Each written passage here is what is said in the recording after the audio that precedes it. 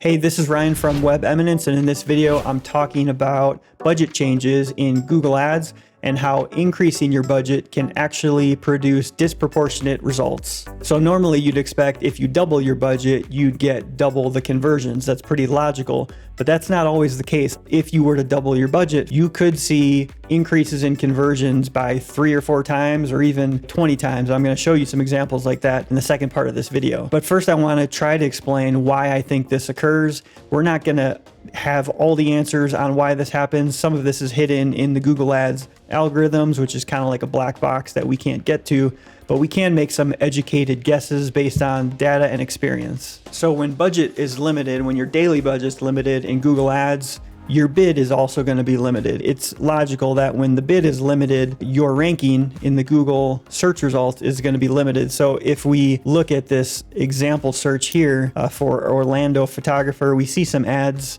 And you see 3 ads at the top, which is pretty normal. You see an ad at the bottom. Well, the people with showing at the top probably have higher budgets and higher bids. So that's pretty basic Google Ads stuff. But notice the people at the bottom. Well, first of all, the ad at the bottom is probably not going to get seen or clicked very often. And notice that when you show higher on the page, you tend to have much better exposure. Not only are you at the top of the page, but you have often more ad extensions showing. So this one has a phone number showing, it has site links showing here.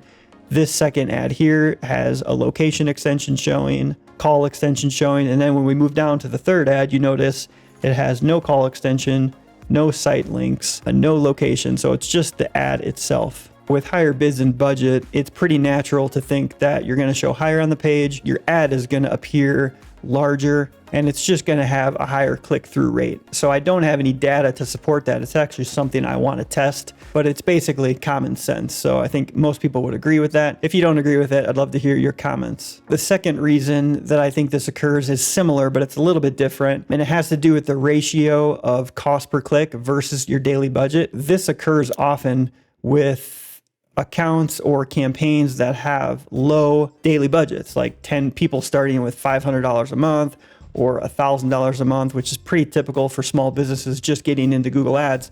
They're going to have daily budgets like $16 or $33 a day for one campaign, or they might even be splitting that between multiple campaigns. So I created this little visual bar graph here just to show you the relationship, the ratio between average cost per click and daily budget. Average cost per click in blue, daily budget in red. So this is a typical account. It's the one I'm going to show you as the first example. They started with a daily budget of $10. They were very tentative to get started with Google Ads. They just wanted to test it out. I told them that this budget was restrictive, but they still wanted to test it. Their average CPC was around $1, $1.50. Those numbers are shown here on the bar graph. Basically, what we're asking Google Ads to do is fit this blue bar into this red bar, which is the daily budget, as many times as possible throughout the day, which might be 8 hours for a typical campaign, maybe 12 hours. So over a span of 8 to 12 hours, you're trying to fit as many of these blue squares into this red bar. You're going to fit around 8, maybe only 5.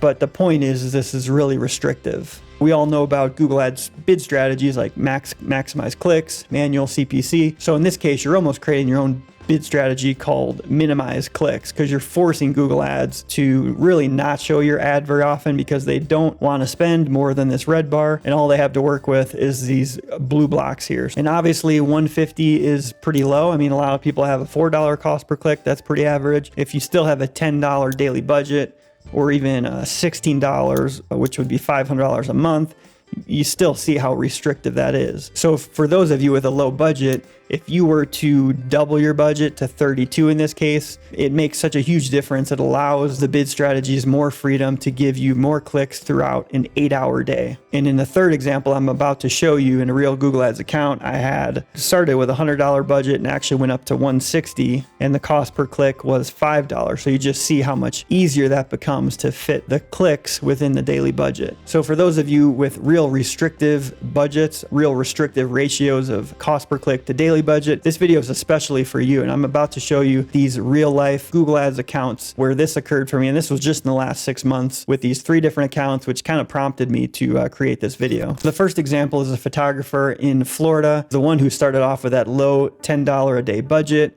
Clicks or around $1.50. You see right now they're $1.30 for this longer time period. But if we look at the daily graph here and we have cost in blue and conversions in red, this is where we started off in April with that $10 budget.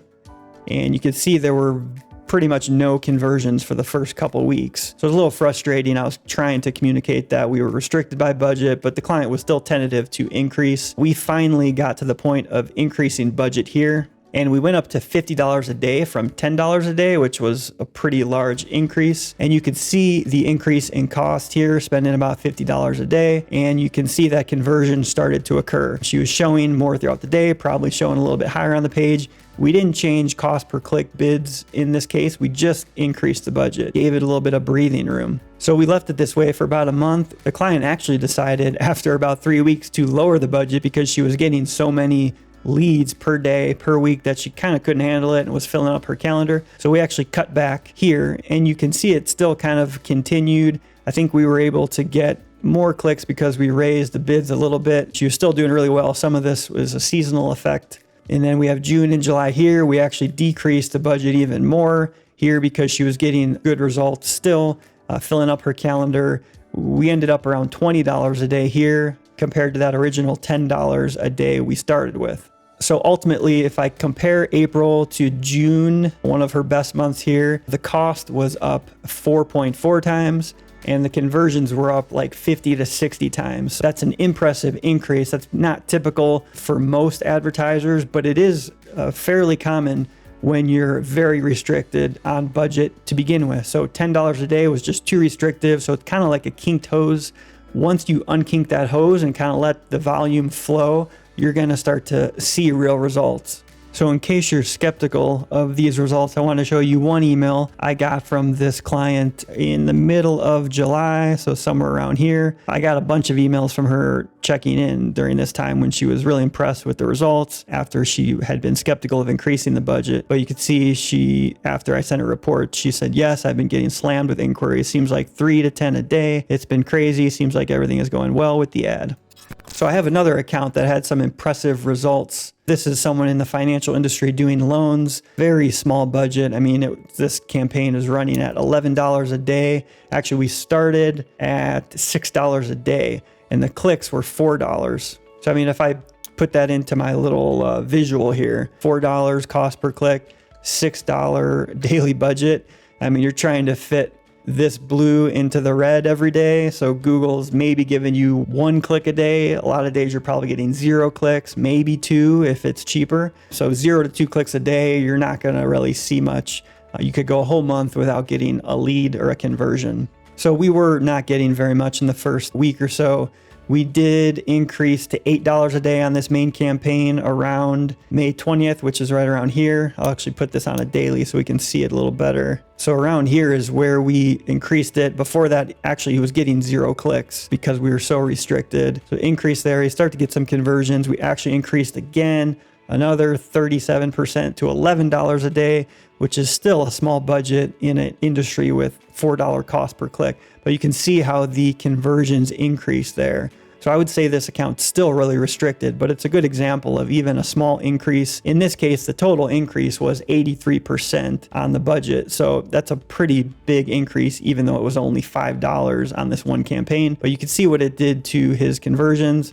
Ultimately, cost was up 2.5 times on this account, and the conversions were up 25 times. So again, these are not typical numbers. You're not all going to see this if you double your budget. You're not going to see a 25 times increase in conversions or 60 times. But again, this is common when you have a very restrictive budget, $10 a day or less. And this could even happen with, $30 a day budgets and higher. It just depends on your industry and your cost per click. So the last example I want to show you is a higher budget account. It is a waste management company in rural Texas, and they did start off with a $100 a day budget, and they were getting good results. So you can see those good results here, cost in blue. They were getting steady conversions in red here. We were just trying to increase their volume. They wanted more volume, more of the market share in the area. So in May, we increased budget a couple times. Ultimately went from $100 a day to $160 a day. You can see a big bump here around May 22nd, where costs went up and conversions went up. Ultimately, cost went up 1.5 times for this account if I compare two of these months, and conversions were up 1.9 times. So again, 1.5 times increase in cost, 1.9 times increase in conversions. So conversions went up more than cost, which is great. It wasn't these crazy numbers like 25 times or 60 times like the first two accounts I showed you, but this is a larger account. It's already higher volume, so you're not going to see those 20 to 60 times increases. But again, in this case, it's an example of increases in budget producing disproportionate results to the positive side. So here's an email I received from the waste management client in Texas. This was also towards the end of July. So around here, after he'd been getting all these inquiries after the budget increase, he said, "Thank you very much. All of our competitors have been raising their rates with inflation. We have been able to maintain our rates. We are growing like crazy. We appreciate your part in our growth." So I plan to use this video. One of the reasons I wanted to create it was to show some of my clients who are really tentative with their low budgets, tentative to increase that because they don't know what kind of results they're going to get. Again, it's not going to happen with everybody, but here's 3 examples where it did occur. And again, I see it often. I have more examples than these 3. These were just the most recent. So I hope that helps you out in deciding how to budget your Google Ads campaigns. If you're interested in watching other campaigns on Google Ads budgets, I've done a few. I'll link to one here and we'll see on that video.